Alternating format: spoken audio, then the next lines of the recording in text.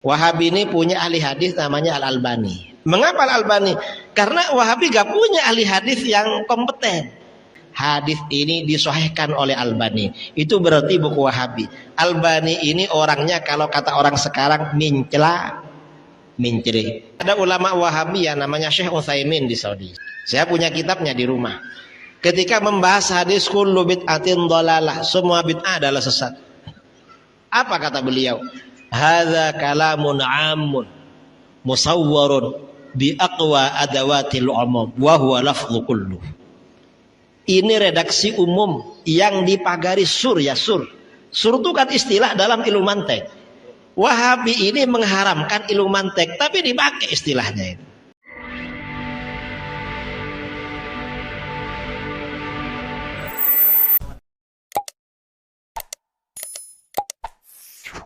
Saya mau bertanya, kan kalau kita lihat misalnya sekilas ketika misalnya ustadz-ustadz Wahabi lah atau Salafi menjelaskan hukum atau kemudian menjelaskan permasalahan agama, mereka juga memiliki referensi, punya hadis, punya dalil. Saya sampai sekarang ini yang menjadi pertanyaan mendasar bagi saya, misal mereka baca kitab hadis Bukhari atau kemudian baca kitab Sahih Muslim gitu. Itu kan pasti penjelasannya misalnya kalau Bukhari yang paling muktabaro, yang paling terkenal kan kitab Fathul Bari untuk penjelasan pensyarahannya. Atau kemudian misal kalau kitab Sahih Muslim pastikan dijelaskan oleh Imam Nawawi. Tapi kok bisa ya, saya kadang-kadang dengarin sekilas, kok bisa mereka menjelaskannya itu jadi mutar balik gitu Kiai. Orang Wahabi ini memang ketika tampil di tengah-tengah masyarakat seakan-akan mereka ahli hadis. Karena apapun yang gak sesuai katanya gak sesuai dengan hadis. Padahal kalau kita teliti sebenarnya enggak. Mereka tidak ahli hadis. Dan ini juga pengakuan ulama-ulama Wahabi di Saudi Arabia. Sampai-sampai ada ulama Wahabi di Saudi ini menganjurkan murid-muridnya agar tidak menghafalkan Bukhari Muslim. Bahaya katanya.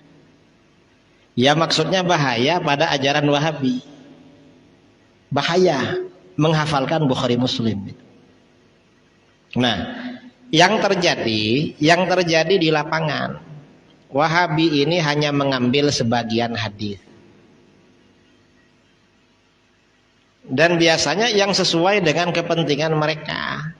Lalu tidak dikompromikan dengan hadis-hadis lain yang ada. Seandainya hadis-hadis ini dipahami secara keseluruhan dan mengikuti pemahaman para ulama, tidak seperti yang mereka sampaikan. Dan ini banyak kasus. Yang kedua, mereka memahami hadis ya dipahami sendiri memang. Tidak mengikuti pemahaman para ulama. Padahal mereka dalam segi ilmu tata bahasa Arab itu lemah. Pemahamannya tidak mengikuti ilmu nahwu sharaf. Ini banyak terjadi.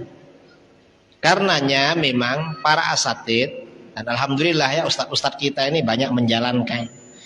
Dalam menjelaskan ajaran-ajaran Ahlus Sunnah wal Jamaah itu perlu disertakan dengan dalil-dalil Al-Quran dan hadis. Mengapa? Agar masyarakat kita yakin bahwa apa yang selama ini kita jalankan itu sesuai dengan Al-Quran dan hadis. Mereka ini walaupun menyampaikan hadis biasanya dalil-dalil umum, bukan dalil khusus. Lalu dipukul rata pakai dalil itu. Dan yang paling banyak bukan hadis Bukhari, paling banyak hadis Muslim. Apa hadis Muslim yang mereka sampaikan? Hadis Muslim yang sering mereka keluarkan itu hadis kullu bid'atin dhalalah. Biasanya itu. Saya ini pernah dialog dengan mereka ya. Kira-kira 2011 di Balikpapan. Bicara tentang bid'ah. Saya menjelaskan dalilnya bid'ah, hadisnya banyak sekali. Kalau ada orang Wahabi Saya tanya, ternyata ini dalilnya cuma satu, kullu bid'atin dhalalah. Saya tanya dia, kamu ikut mazhab apa? Kami ahli hadis, Gus. Kok ahli hadis, hadisnya cuma satu? Mestinya banyak kan? Kamu bukan ahli hadis kalau gitu. Ahli apa, Gus? Ahli hadas kamu ini. Mereka bilangnya ahli hadis, padahal ya ahli hadas sebenarnya. Dan ini memahami kullu bid'atin dhalalah tidak seperti pemahaman para ulama dulu. Ini masalahnya mereka. Kalau kita hadisnya sama, cuma kita pemahamannya mengikuti para ulama ahli hadis dulu dan dikompromikan dengan hadis-hadis yang lain. Kalau mereka ya ambil satu hadis aja. Kalau para ulama kita dikompromikan dengan ayat-ayat Al-Quran dan hadis-hadis lain. Itu dalam hal apa saja. Dan secara fikih, mazhab fikih yang paling kuat dari segi dalil, terutama dalil-dalil hadis, itu mazhabnya Imam Syafi'i. Kita ini kan pengikut mazhab Imam Syafi'i. Bahkan pada abad pertengahan, kalau disebut ahlul hadis itu maksudnya para ulama Syafi'iyah dulu. Mengapa para ulama Syafi'iyah? Karena mayoritas ahli hadis mazhabnya Syafi'i. Jadi mazhab Syafi'i ini mazhabnya mayoritas ahli hadis.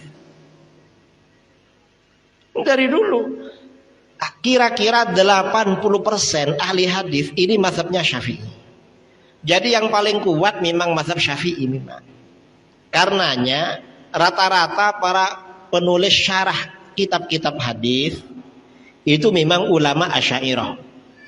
Bahkan semuanya ya. Ada ulama Wahabi di Madinah, Syekh Abdullah bin Muhammad Al-Ghunaiman mengatakan jami'u syurrahil Bukhari Asy'ariyah. Semua ulama-ulama yang menulis syarah Bukhari itu Asy'ari semua katanya. Artinya apa? Mereka mengakui kalau ulama mereka gak punya peran menulis syarah Bukhari. Gak punya. Yang melayani kitab-kitab hadis ini ulama kita. Mereka hanya mengambil sebagian kecil hadis. Jadi hanya sebagian saja.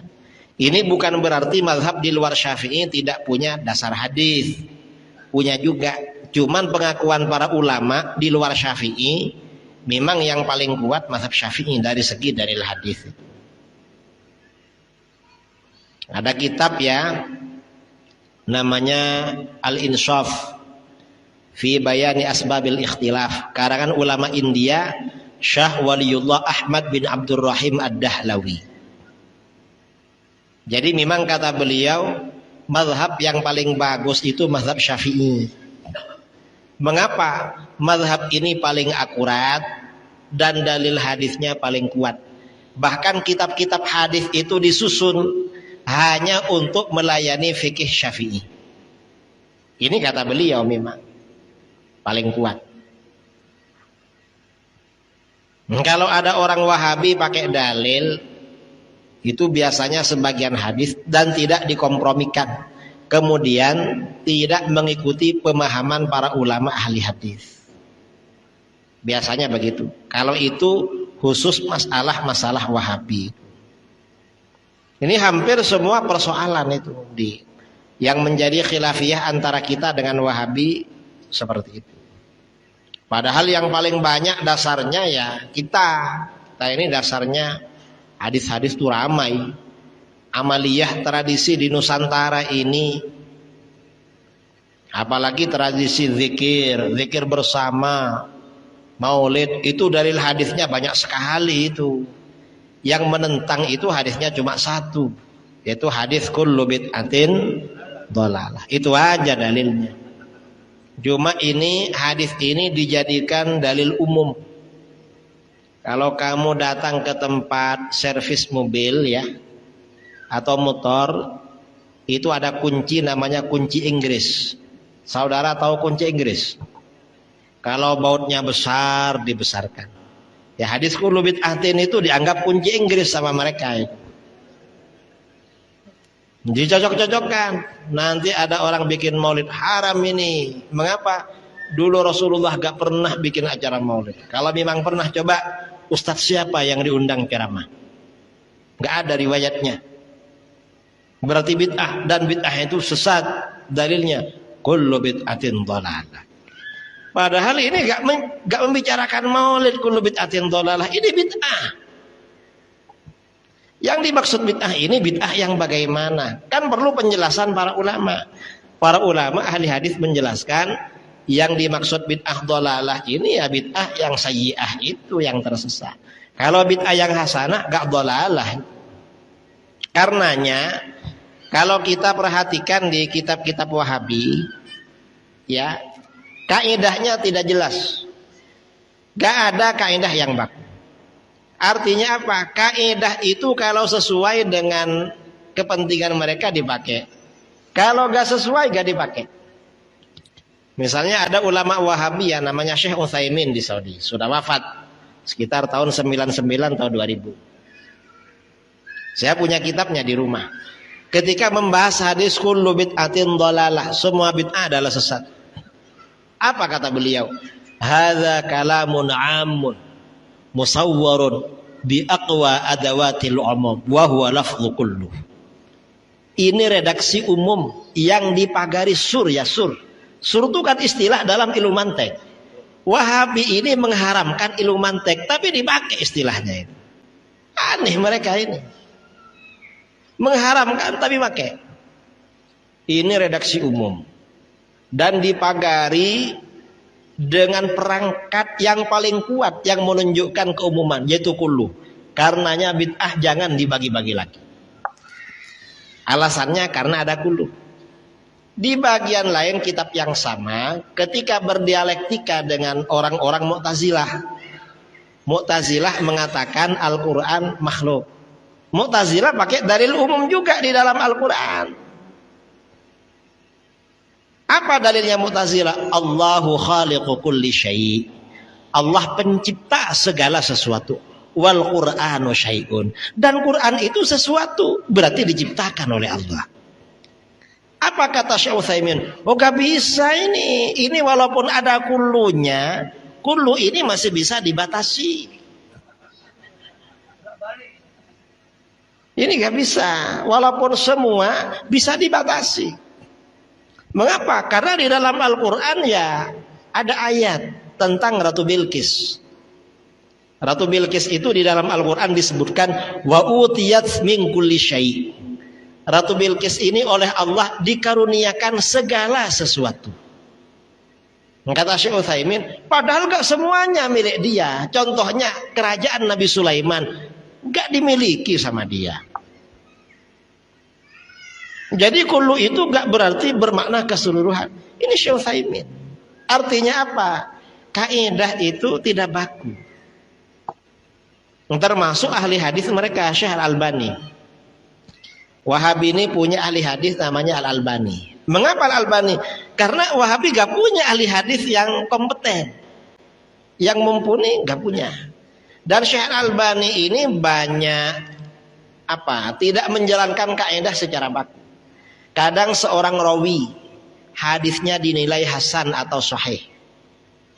Rawinya ini suatu saat ada hadis tentang tawassul. Wahabi kan nanti tawassul. Riwayatnya melalui rawi ini didhaifkan. Mengapa? Karena ada rawi namanya ini.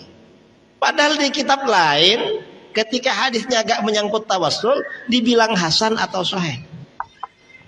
Ini banyak terjadi. Karenanya hati-hati ya. Kalau ada buku lalu ada catatan kaki hadis ini disahihkan oleh Albani, itu berarti buku Wahabi. Albani ini orangnya kalau kata orang sekarang mincela minceli. Ngerti mincela minceli saudara? Enggak jelas, kaidahnya enggak jelas. Wahabi juga begitu. Dan saya kira perlu ya kawan-kawan di Pekanbaru ini menghimpun hadis-hadis yang disalahfahami oleh Wahabi dan diluruskan. Kawan-kawan lah di Surul Mustafa atau di terutama yang muda-muda ini. Hadis-hadis yang gagal faham. Hadis-hadis di mana orang Wahabi gagal faham. Itu perlu itu. Karena hadisnya ada, cuma mereka gagal faham aja. أحمد يا حبيبي أحمد يا حبيبي أحمد يا حبيبي سلام عليك